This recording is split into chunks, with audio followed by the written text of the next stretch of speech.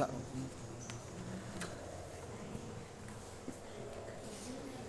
Jadi hadis Anas bin Malik radhiyallahu anhu ini memberikan pelajaran kepada kita. Apa pelajaran yang kita bisa petik? Di saat kita ini mendapatkan banyak musibah, ya, di saat kita mendapatkan banyak hukuman, kita berprasangka kepada Allah bahwasanya mudah-mudahan ini adalah tanda kebaikan yang Allah Subhanahu wa taala kehendaki pada kita. Karena dalam hadis Anas bin Malik ini Allah Subhanahu wa taala ketika menginginkan pada hambanya kebaikan, Allah akan segerakan hukumannya di dunia. Dan sebaliknya, ya, ketika kita dalam kehidupan dunia ini hanya senang, ya, serba kecukupan, makan minum cukup, pakaian cukup, kendaraan cukup, kenyamanan didapat dan seterusnya, hati-hati. Karena Allah Subhanahu wa taala ketika menghendaki pada seorang hamba suatu keburukan, Allah tidak segerakan hukuman pada dia. Dengan sebab-sebab yang dia lakukan, dia bisa jadi leluasa dengan dosa-dosa yang dilakukan. Tidak pernah kena cobaan, aman-aman saja di dunianya. Tapi ingat bahwasanya Allah Subhanahu wa taala memberikan ancaman kepada orang yang demikian itu, di mana nanti di akhirat akan disempurnakan siksa untuk dia. Wa qala Nabi sallallahu alaihi wasallam, inna idhamal jazaa ma'a idhamil bala. Kemudian lanjutan hadis Nabi sallallahu alaihi wasallam tersebut, sesungguhnya besarnya upahan itu bersama besarnya musibah. Semakin besar musibah yang diderita oleh seseorang, berarti jazanya, ganjarannya, upahnya semakin besar. Ya. Jadi kalau kita ini umpamanya dalam hidup ini musibah seringkali beruntun, ya. Sudah sakit, ditimpa kelaparan, bisa jadi hilang keamanan dan lain-lain. Ya. Sebenarnya kita dengarkan berita-berita saudara-saudara kita di negeri yang lain. Kadang kita dengarkan mereka ini dianiaya, mereka ditembaki, mereka disiksa, mereka dirampas hartanya dan seterusnya. Ini adalah musibah, ya, bala yang besar, yang beruntun, ya. Nah di sini kata Nabi Sallallahu Alaihi Wasallam, dengan besarnya cobaan ini sangat berpengaruh dengan upahan. Sangat berpengaruh. Karena itu dalam hadis Aisyah radhiyallahu anha yang diriwayatkan oleh Imam Bukhari, bahwasanya al-ajr itu ala qadri nasabi. Ganjaran upahan itu sesuai dengan jerih payahnya. Kiranya kalau musibah ini besar, rasa berat pasti menimpa kepada orang itu. Semakin besar musibah, tentunya berat rasanya orang merasakannya. Nah disitulah pahalanya semakin besar. Kemudian kata Nabi SAW yang selanjutnya, wa inna Allah ta'ala idza habba qauman ibtalahum. Dan sesungguhnya Allah Ta'ala apabila mencintai suatu kaum, ibtalahum, Allah Subhanahu wa ta'ala menguji mereka.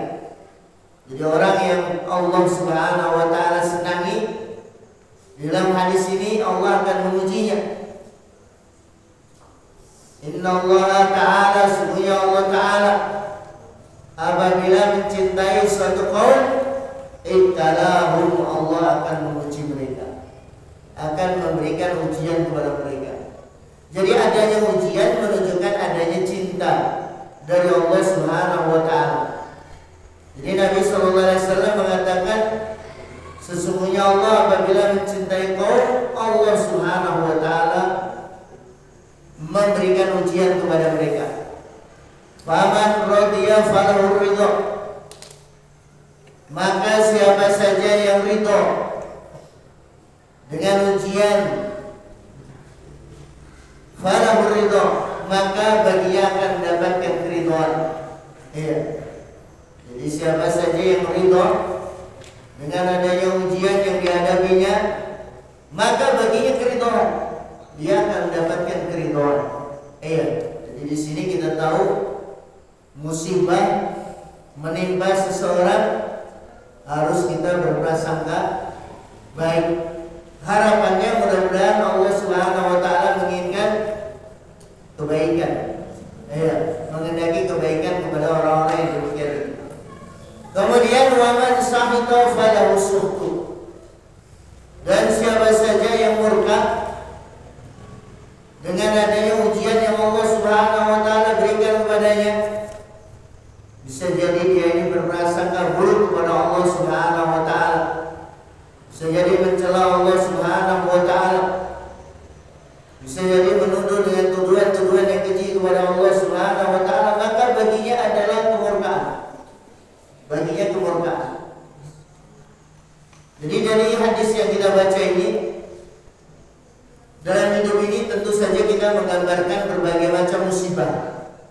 Ada musibah perorangan, ada musibah keluarga, ada musibah lingkungan, ada musibah negara. Musibah ini mesti terjadi. Dan bagaimana sikap yang harus kita ambil sebagai kaum muslimin? Musibah ini kita harus sabar. Terlebih lagi dalam hadis yang kita baca ini, kita berusaha untuk ridho. Artinya kita ini menyadari bahwasanya kita telah dipilihkan oleh Allah Subhanahu wa taala dalam keadaan yang terbaik untuk kita. Dan kita berprasangka kepada Allah bahwasanya Allah menghendaki kebaikan untuk kita. Jangan kemudian sudah. Jangan kemudian kita cari kambing hitam. Jangan kita cari orang lain yang kita salahkan dan seterusnya. Yakinilah bahwasanya ujian-ujian ini adalah datang dari yang maha adil, yang maha tahu, yang maha bijaksana. Apa yang telah ditahu, apa yang telah ditetapkan oleh yang maha tahu dan maha bijaksana, kita terima. Kita menerima, kita ridho dengan apa yang telah ditetapkan oleh Allah Subhanahu wa taala untuk kita. Adapun persoalan kita berusaha ingin mendapatkan kebaikan yang lebih, ingin mendapatkan kebaikan yang lebih dari apa yang kita lakukan, yaitu kewajiban kita. Karena itu hadis yang kemarin kita lewati, orang mukmin ini dalam semua keadaannya itu adalah baik, mengagumkan. Ajaban li amril mukmin, hadis yang kemarin kita lewati, mengiratkan urusan orang mukmin itu. Semua urusannya baik. Ketika mereka dalam keadaan lapang, mereka bersyukur. Keadaan sempit, mereka bersabar. Nah, ini keadaan orang mukmin yang senantiasa dalam kebaikan. Di sini kita tahu dalam kondisi yang buruk yang dialaminya, tetap mukmin mendapati tempat yang mulia, di mana perkara yang menjadi keputusannya adalah menunjukkan dia bersabar dengan musibah yang dideritanya, musibah yang menimpanya. Subhanallah. Nah, ini hadis yang kita baca dalam bab sabar. Hadis yang kedua yang diriwayatkan oleh Imam Al-Bukhari dan Muslim dari hadisnya Abu Hurairah radhiyallahu anhu.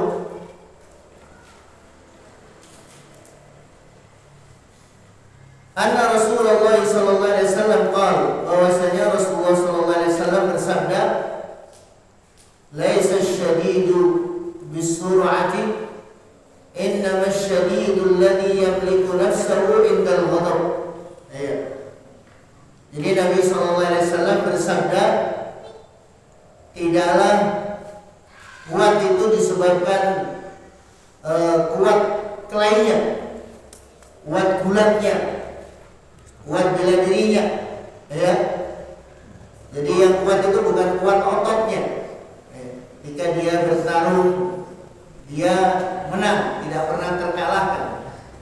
Tidak itu kata Nabi sallallahu alaihi wasallam. Innamasy syadidu, tidak lain melainkan orang yang kuat itu alladzi yamliku nafsahu indal ghadab, yaitu yang mampu menguasai dirinya, memiliki dirinya ketika marah. yang mampu menguasai dirinya ketika marah. Iya. Jadi kita tahu marah ini kekuatan sebetulnya, gitu. Orang marah bisa obrak-abrik apa-apa, iya. Bisa membakar apa-apa, bisa mukuli apa-apa, bisa bunuh orang, bisa merampok dan seterusnya. Iya. Tapi kekuatan yang demikian ini ketika orang bisa menahan marah, dia tahan dan jadi marah, maka sungguhnya ini adalah sesuatu yang luar biasa. Marah menyebabkan ledakan-ledakan yang luar biasa di mulut, di tangan, di seluruh kekuatan yang dimilikinya gara-gara marah. Tapi ingat, yang kuat itu yang mampu menahan marah. Yang tadinya mau meledak tidak jadi meledak. Inilah orang yang kuat, kata Nabi sallallahu alaihi wasallam. Orang yang kuat itu yang mampu memiliki, menguasai dirinya ini ketika dia marah.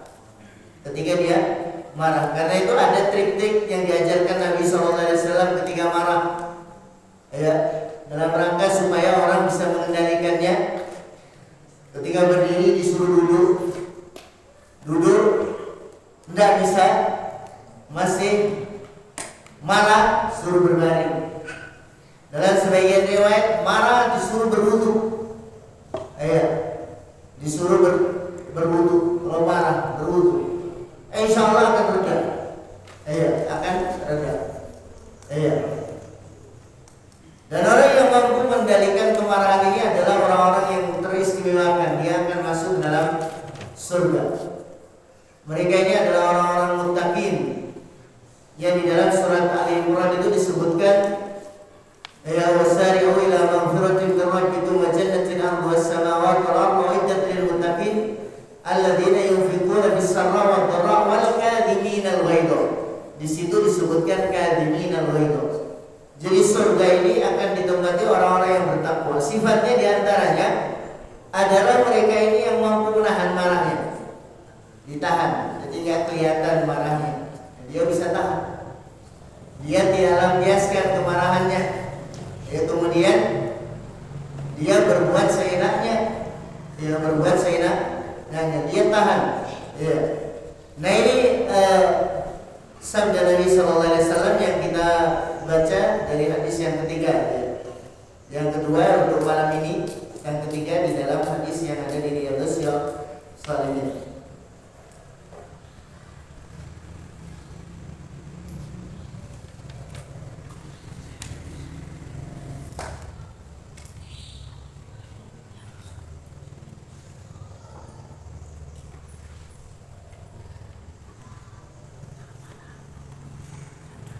Kemudian hadis yang lain,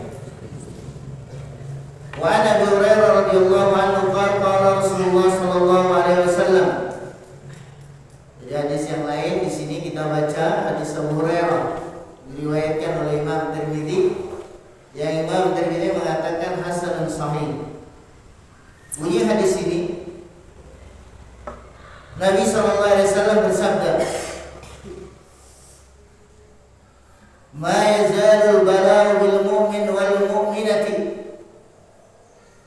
Senantiasa bala musibah itu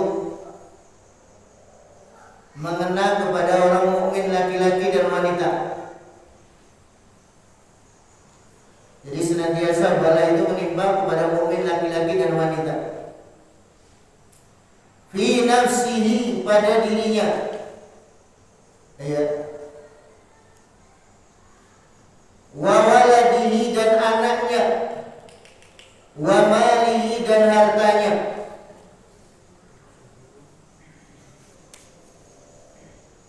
hatta yalqallaha ta'ala, sehingga mukmin laki-laki dan mukmin perempuan itu ketemu Allah Subhanahu wa taala, wa ma'alaihi khati'atun, tidak ada di atasnya khati'ah. Tidak ada di atasnya apa? Satupun kesalahan. Tidak ada satupun kesalahan. Jadi di sini kita tahu, pertama bahwasanya musibah ini akan senantiasa menyertai orang-orang yang beriman. Bala ini akan menimpa kepada orang-orang yang beriman. dan hartanya. Kemudian faedah yang kedua dari hadis ini bahwasanya adanya bala menyebabkan hilangnya kesalahan, terhapuskan dosa. Jadi bala semakin banyak bisa jadi karena sebabnya dosa itu banyak. Yang kemudian dengan banyaknya bala ini akhirnya akan menyebabkan dosa-dosanya terhapuskan.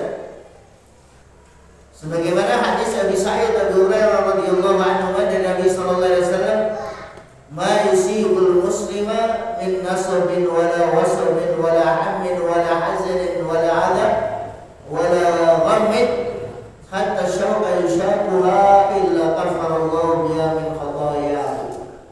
Jadi Nabi sallallahu alaihi wasallam menjelaskan tidak ada yang menimpa seorang muslim kesusahan, kesedihan, gangguan, sampai pada tingkatan duri yang kena di badan kita atau di kaki kita.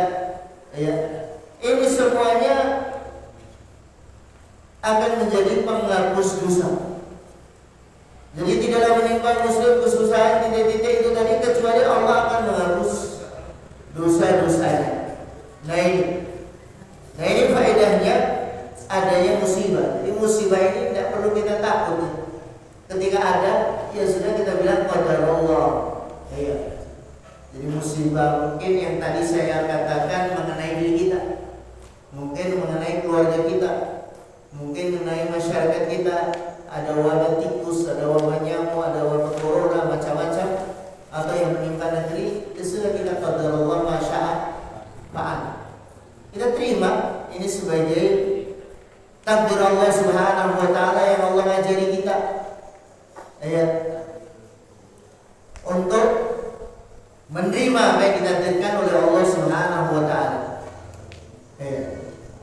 Kita disuruh usaha, ada hadisnya, ikhris ala ma yanfa'uka wa la ta'jiz. Semangatlah untuk meraih segala yang bermanfaat dan jangan kamu wasta'in billah, dan mintalah tolong kepada Allah dan jangan kamu lemah.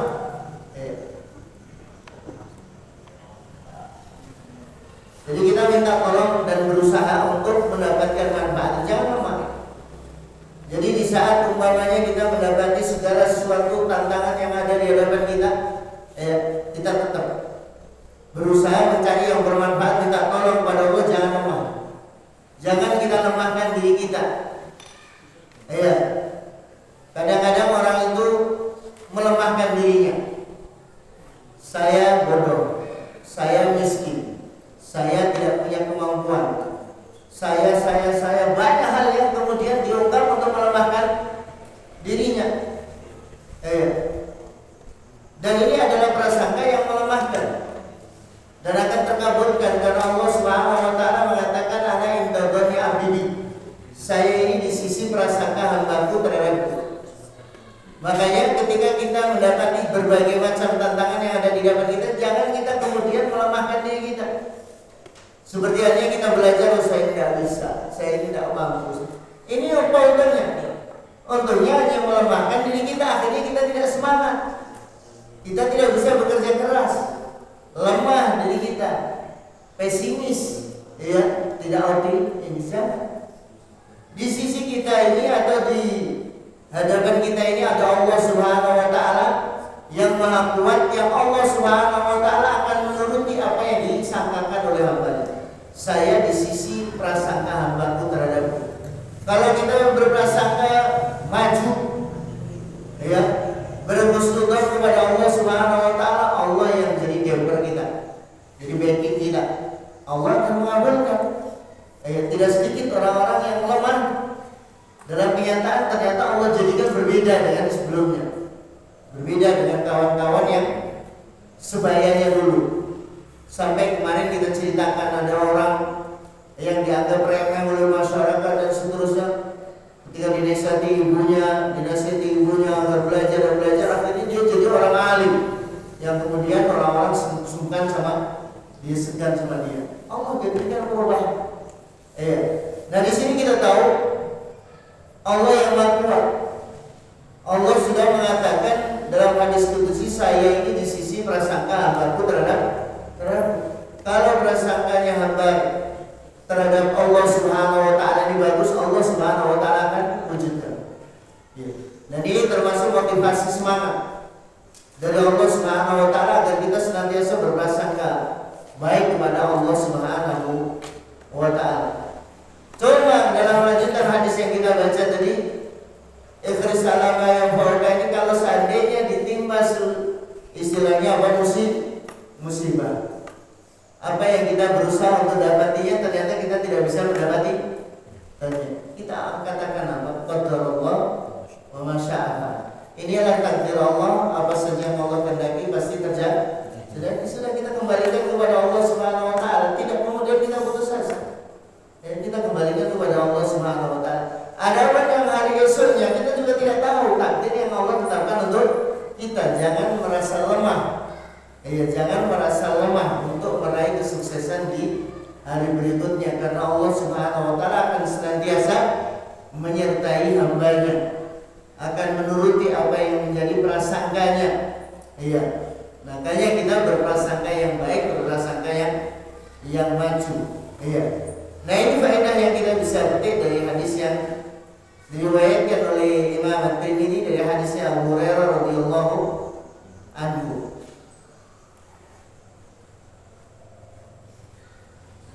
Nah, mungkin sampai di sini yang bisa kita sampaikan terkait dengan kajian kita dari kitab Riyadhus Shalihin.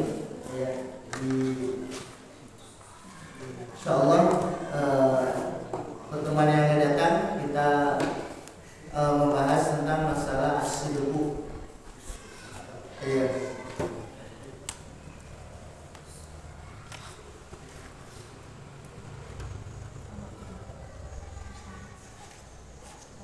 Kita tutup